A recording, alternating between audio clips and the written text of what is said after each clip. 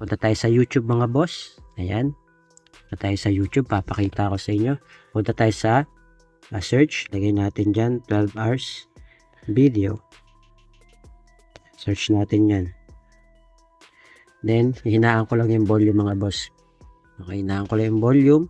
Then, ipi-play natin to. Ito yung madalas kong i-play kasi siya yung merong 12 hours video na naka 1080p. Okay, so hintayin natin yung ads. Skip lang natin. Ayan. Nakita nyo, nag-play naman siya mga boss. So, tingnan natin sa settings mga boss. Naka 240 o 360 lang siya.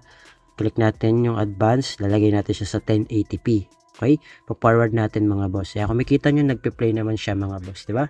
So, depende pa rin po yan sa area ha.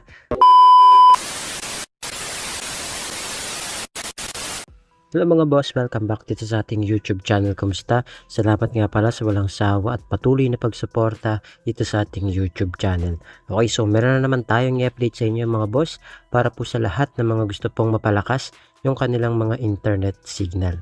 Kung alam nyo pong mahina po dyan sa area nyo or dead spot po dyan sa area nyo, pwede po kayong pumunta sa bayan, sa palengke o kung saan man po kayo makakasagap ng maganda-gandang signal. Okay, so ang gamit ko pala ngayon mga boss ay naka-unli data po ako sa token text. Okay, so yun yung promo na gamit ko ngayon. Okay, yung unli data po ay para po lang yan sa mga naka-smart or token text, luma man yan o bago. Kung isa po sa naulanan yung inyong token text ni Lolo Smart, congratulations po. Pero kung wala, pasensya na po. Okay, kasi selected SIM lang po yung meron ganitong promo, yung unli data.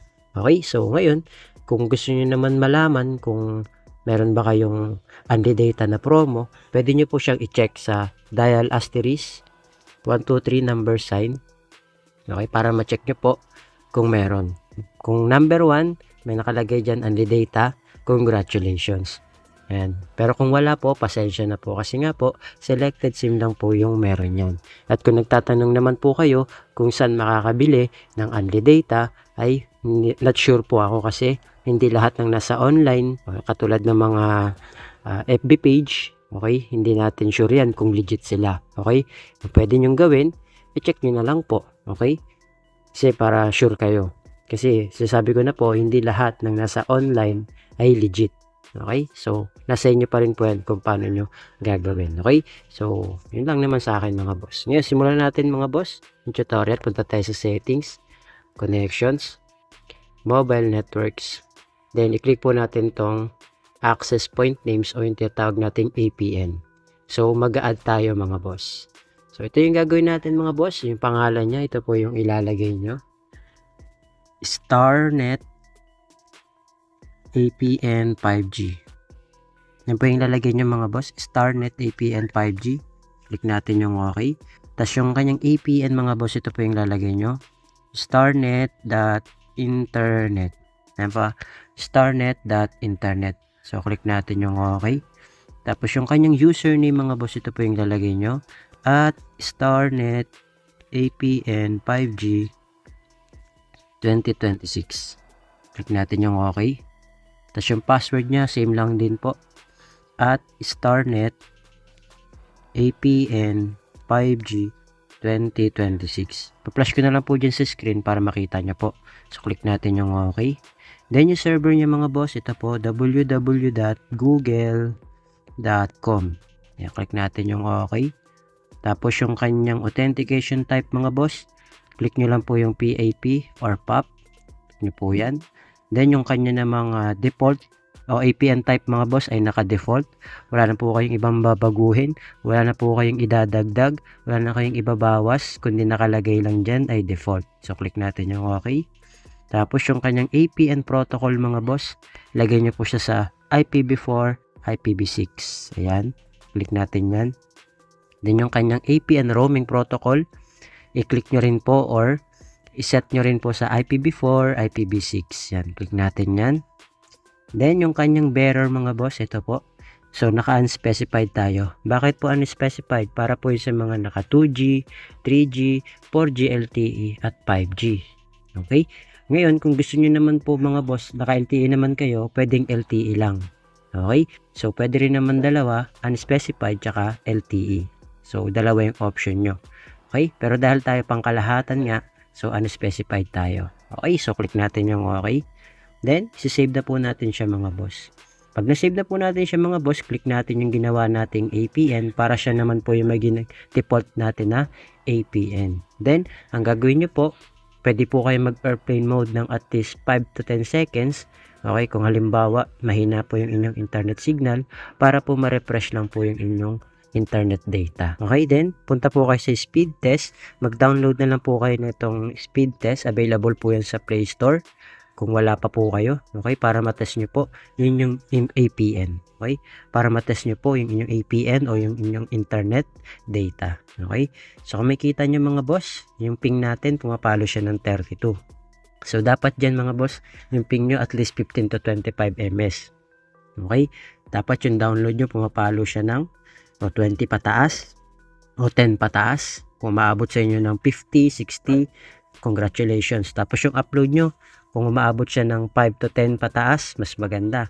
Kung halimbawa, mas mataas pa dito yung speed test nyo mga boss or yung internet speed nyo kaysa sa akin, congratulations. Kasi kayang-kaya niya mag-play ng 12 hours video na naka 1080p. So, pwede nyo i-test yan mga boss. Halimbawa, hindi ako satisfied dyan mga boss, no? Dahil di naman tayo nag-airplane mode. Pwede natin siyang airplane mode. So, ang gagawin natin mga boss, mag-refresh tayo. Airplane mode muna tayo ng at least 5 to 10 seconds or mas matagal, mas maganda. Depende po sa inyo ha.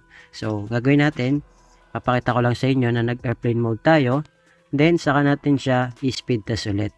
Okay, X natin. Then, check natin ulit. So, ganun lang yung gagawin nyo mga boss. Kung alam nyo mahina, airplane mode nyo lang po. Hanggang sa makuha nyo yung magandang timpla para sa inyo. Okay, so, kung halimbawa, ganito mga boss ha, ulitin ko po, kung mababa sa area nyo, pwede po kayong pumunta sa bayan, sa palengke, o kung saan man kayo makasagap ng maganda-gandang signal. At kung mas mataas pa yung inyong internet speed kaysa dito sa akin, okay, congratulations, kasi kayang-kaya niya mag-play ng 12 hours video na naka 1080p. Okay, so, try natin yan mga boss, kahit mahina lang yan ha. Partida na yan mga boss, mahina yan. So, ang gagawin natin, papakita ko sa inyo, pupunta tayo sa YouTube. Okay? So, punta tayo sa YouTube mga boss. Ayan. Punta tayo sa YouTube, papakita ko sa inyo. Punta tayo sa search. Lagay natin dyan, 12 hours video. Search natin yan. Then, hinaan ko lang yung volume mga boss. Okay, hinaan ko lang yung volume. Then, ipi-play natin to. Ito yung madalas kong i-play kasi siya yung merong 12 hours video na naka 1080p. Okay, so hintayin natin yung ads. Skip lang natin. Ayan. Nakita nyo, nag-play naman siya mga boss. So, tingnan natin sa settings mga boss ha. Naka 240 o 360 lang siya. Click natin yung advance. Lalagay natin siya sa 1080p. Okay, pa-forward natin mga boss. Kaya kung makita nyo, nagpe-play naman siya mga boss. Diba? So, depende pa rin po yan sa area ha. Partida na yung mga boss, mahina pa sa akin yan. Ha? Partida na yan. Paano pa kaya ko sa inyo, mas malakas pa yung inyong internet data kaysa sa akin. Diba? So, I hope na nakatulong po sa inyo tong video tutorial natin. Lalo na po sa mga liblib na lugar na talagang napakahina ng signal. Sana makatulong po sa inyo to. And pwede po kayong mag-feedback kung working po sa inyo at kung saang area kayo, mga boss. Para alam natin kung hanggang saan umaabot yung mga video natin. Okay? I hope na gumana po sa inyo tong video tutorial natin mga boss. Okay? So, para alam natin kung nakakatulong ba tayo. Okay? Kung saan nakakaabot itong video natin.